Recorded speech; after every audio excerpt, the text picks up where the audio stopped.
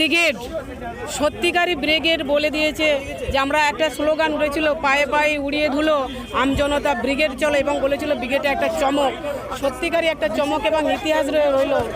এই জুমলাবাজি সরকার মিথ্যাবাদী সরকার এমনি এমনি ধুলিসাৎ হয়ে যাবে, এর বেশি আমাদের আর কিছু বলতে হবে না। না না আমার সাথে কারোর সাথে কোনো সমস্যা নেই, কোনো দিন ছিলও না আর নেইও। দিদিকে দিয়ে থ্যাংক ইউ। আমার নাম মিতালি বাগ, আরামবাগ থেকে।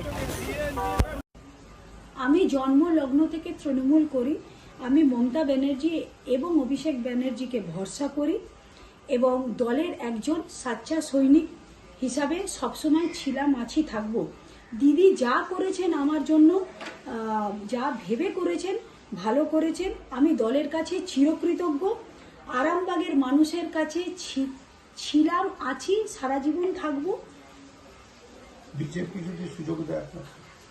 বিজেপি যদি আমার জন্য তাজমহল, লালকেল্লাও এনে দেয়, তাও আমি কোনোদিনও বিজেপি করতে পারিনি আর পারবও না। মমতা ব্যানার্জিকে আমি ভালোবাসি, আমি দলকে ভালোবাসি, দলের এক সাচ্চা সৈনিক।